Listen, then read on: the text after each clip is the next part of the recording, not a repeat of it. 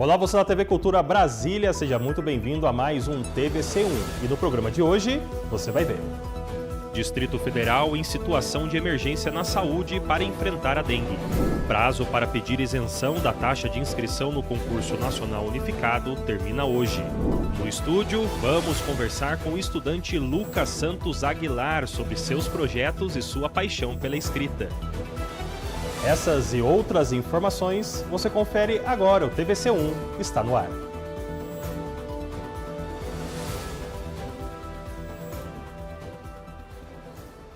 E vamos começar o nosso TVC1 com uma notícia muito importante para você de casa, hein? Olha, falando inclusive justamente sobre o decreto de situação de emergência publicado na edição extra do Diário Oficial do Distrito Federal. Acompanhe a reportagem. Por isso que é importante cuidar. E olha, diante desse cenário, ontem, em entrevista coletiva, o Ministério da Saúde reuniu representantes do Conselho Nacional de Secretários de Saúde e do Conselho Nacional das Secretarias Municipais de Saúde para anunciar a estratégia de vacinação.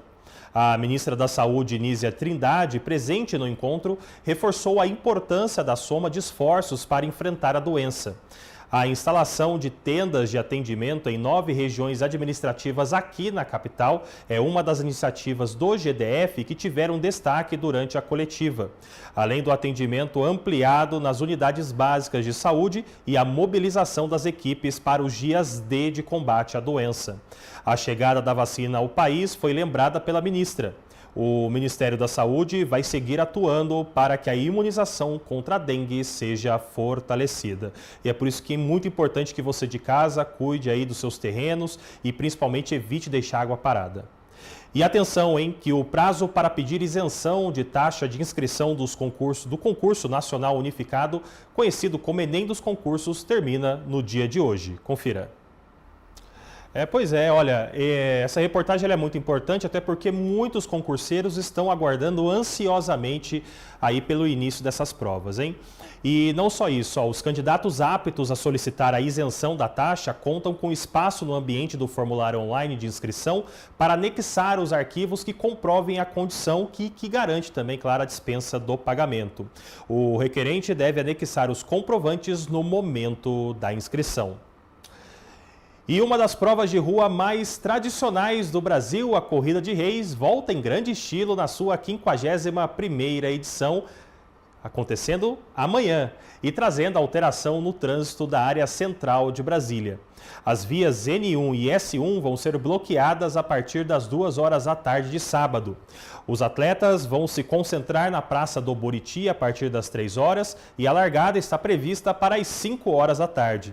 A previsão de liberação da via S1 é a partir das 7 da noite e da via N1 às 9 da noite, após a cerimônia de premiação no estacionamento do ginásio Nilson Nelson. O Detran DF orienta os atletas que cheguem com antecedência e não estacionem de forma irregular ou em locais proibidos pela sinalização para evitar maiores transtornos. E segundo a Federação Brasileira de Bancos, o uso do cheque caiu 17% em 2023. Confira a reportagem. Pois é, os meios de pagamentos atuais, eles facilitam muito, o que acaba, claro, diminuindo aí o uso dos cheques, né? E olha só, uma curiosidade para você. O cheque está em uso no Brasil desde 1845. Época em que era chamado, sabe do quê? De cautela. A denominação cheque só foi adotada em 1893, quando a palavra apareceu pela primeira vez em uma lei do país, segundo a Federação Brasileira de Bancos. E hoje é sexta-feira, então sextou para você? Veja algumas dicas que preparamos para você curtir esse final de semana aqui na Capital Federal e, quem sabe, usar um dos seus cheques antigos aí da sua carteira.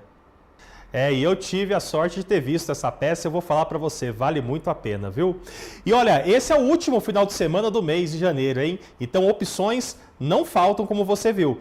Então faz o seguinte, escolhe o local que você vai, aproveita e depois não esquece de contar pra gente nas nossas redes sociais, TV Cultura BSB, qual a programação que você mais curtiu. E eu vou ficar esperando a sua mensagem, hein? E olha, no próximo bloco tem TVC Esporte para você que é amante de esportes com ele, Brenner Vasconcelos, com as atualizações do mercado da bola, Copa São Paulo de futebol e também os estaduais, Candangão e tudo mais. Mas antes da gente seguir aí com muito mais informação, vamos dar uma olhadinha no trânsito nessa sexta-feira. Estamos aqui agora com imagens da EPTG. Muita chuva, muito cuidado então você motorista que está trafegando aqui pela rodovia. EPTT, me perdoe, então novamente, imagens da EPTT Lago Norte, trânsito fluindo, apesar da chuva, o trânsito fluindo tranquilamente aqui neste horário da capital federal. Daqui a pouco a gente volta com muito mais com ele, Brenner Vasconcelos. É já já. Estamos de volta aqui com o TVC1, agora, claro, falando sobre esporte com ele, o filho da dona Andréia, ele que está aqui com a gente, o garoto do esporte, Brenner Vasconcelos. Vai trazer informação da Copinha, mercado da bola, campeonatos estaduais, Candangão. Brenner Vasconcelos, uma boa tarde para você, Brenner. Esse é nosso Bruno Tivério, viu? É um prazer estar aqui com você, irmão, também com o público do TVC1, teve emoção e Candangão BRB para vocês. Pois é, olha, pelo clima que está a capital federal, pode ser que o Candangão nesse final de semana, Brenner, seja jogado, digamos, um pouco aí no molhado. Então é justamente o que a gente vai falar. Até porque, olha só, no próximo bloco nós vamos conversar com o estudante Lucas Santos Aguilar sobre os seus projetos e sua paixão pela escrita. Mas nós vamos dar uma olhada no clima agora, que é justamente o que eu estou falando. Eu acredito, Brenner, que nós vamos ter aí, quem sabe, um Candangão um pouco molhado aí na capital federal, Brenner. Porque, olha só, nessa sexta-feira, no dia de hoje, mínima de 20 graus, máxima de 25, a umidade em 72%, chuvinha nesse sábado, mínima de 19 graus, máxima de 25 com umidade de 73%, possibilidade de chuvas também. E para finalizar, neste domingo, a mínima de 19 graus, máxima de 26 com umidade de 69%, com probabilidade de chuva também. Então você que vai curtir aí os jogos do Candangão, se prepare e prepare, quem sabe aí, né? Qual que é o nome daquele trenzinho que a gente usa? Um guarda-chuva. Prepare um guarda-chuva porque o estádio vai estar molhado. Já já a gente volta.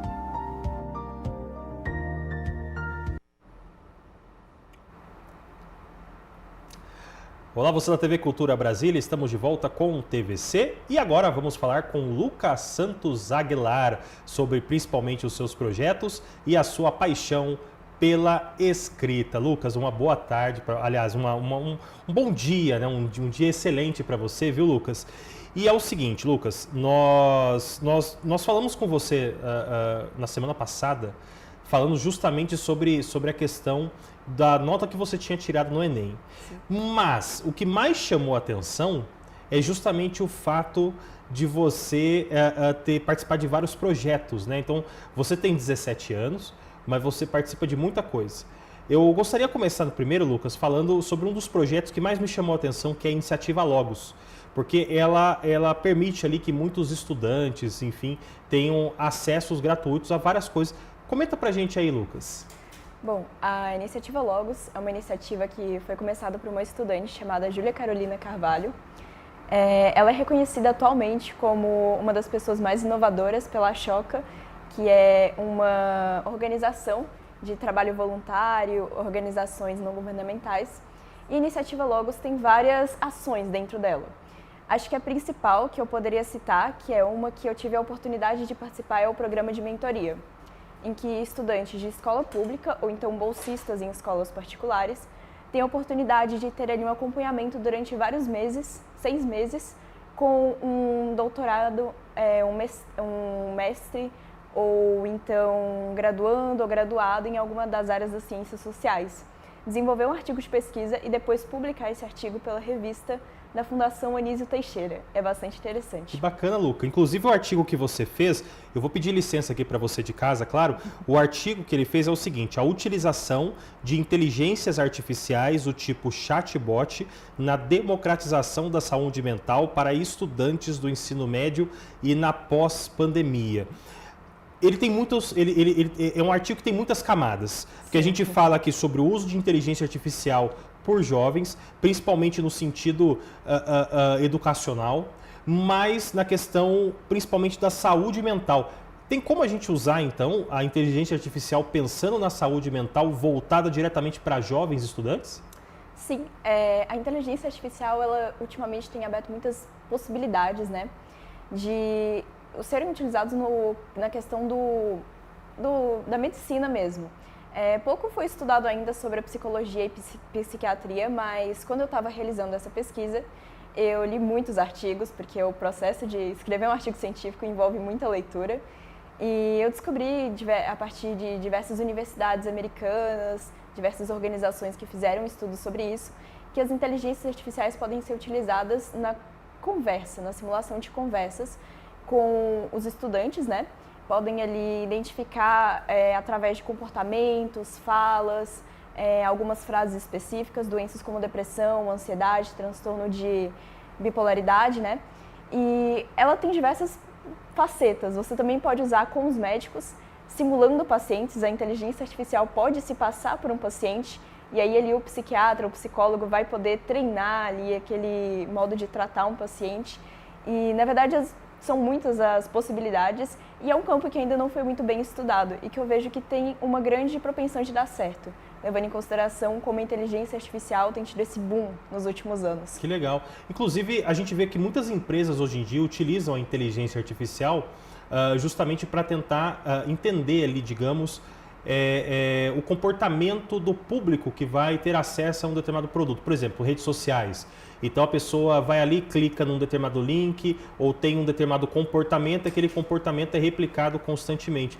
Então você acredita que é possível então utilizar as inteligências artificiais não só no campo comercial, mas também em outros campos que possam auxiliar esses estudantes então? Exatamente.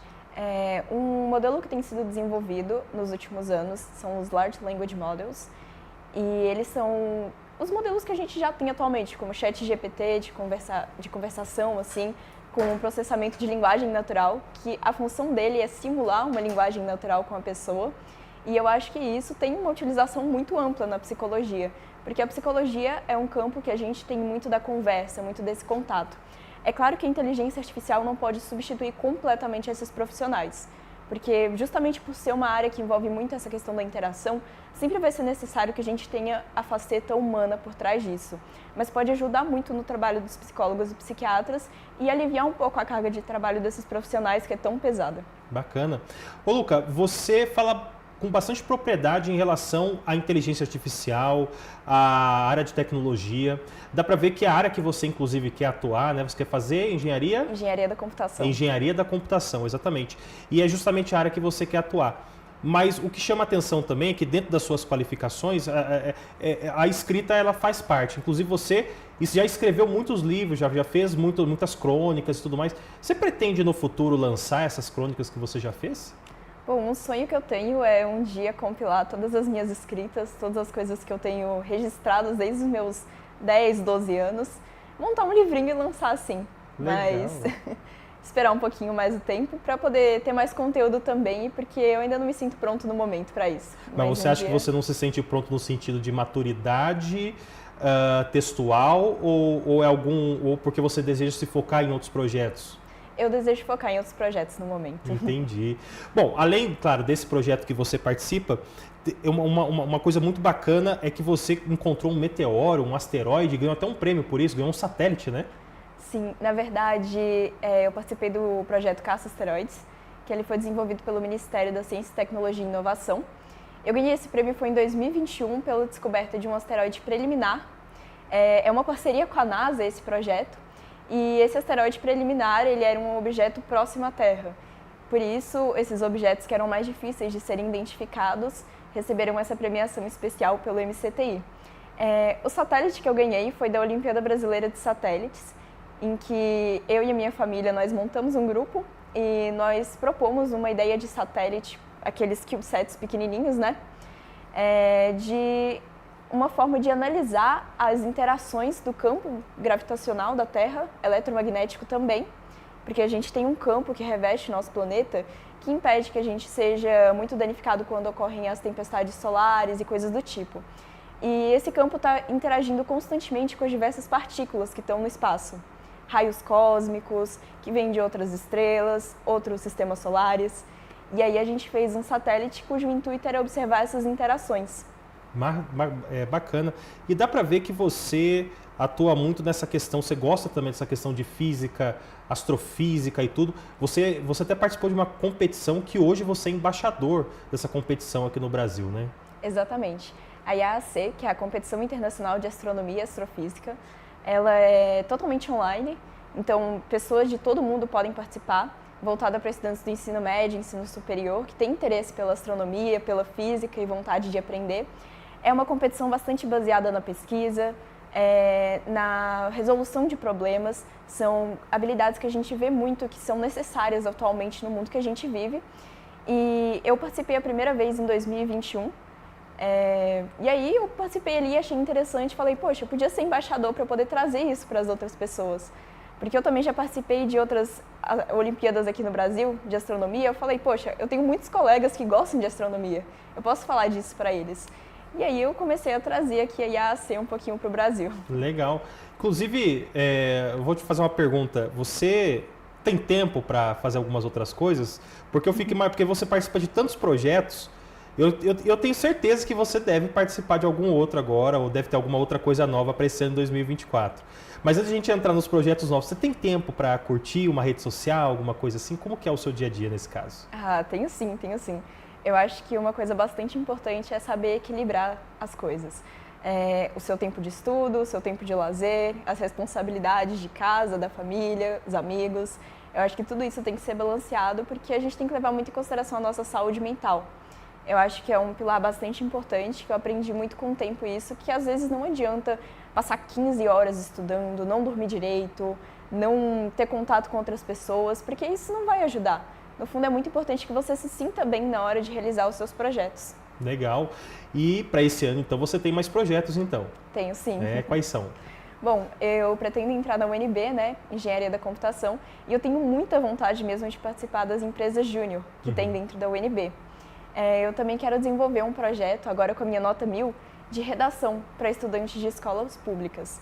Quero fornecer alguns materiais que auxiliem no processo de escrita da redação, de aperfeiçoamento, e também quero ver se consigo parcerias com professores de redação e língua portuguesa para que a gente consiga corrigir algumas redações para esses estudantes que não têm professores ou corretores nas escolas. Que bacana. Olha, gente, como vocês podem ver, o Luca é uma enciclopédia. Você está tendo hoje a oportunidade de ver um jovem, um rapaz, que passou aí boa parte do tempo estudando, tem só 17 anos e tem toda uma vida pela frente aí para entregar bastante coisa. Luca, queria saber de você se você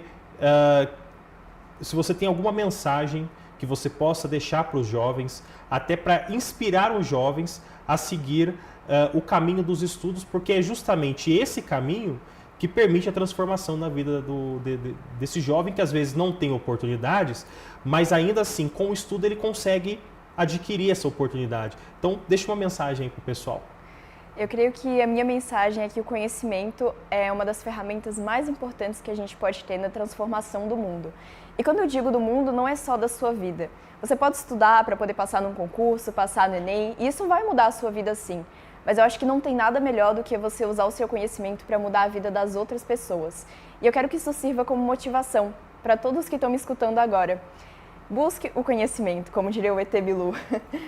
Mas é porque realmente é a ferramenta mais importante que nós temos diante de um mundo que passa por tantas dificuldades, tantas pessoas que não têm as oportunidades. O melhor que nós podemos fazer é buscar o conhecimento para poder transformar a realidade que a gente vive, não só para nós, mas para as futuras gerações. Bacana, Luca. Olha, muito obrigado. Quero agradecer demais a sua presença, viu?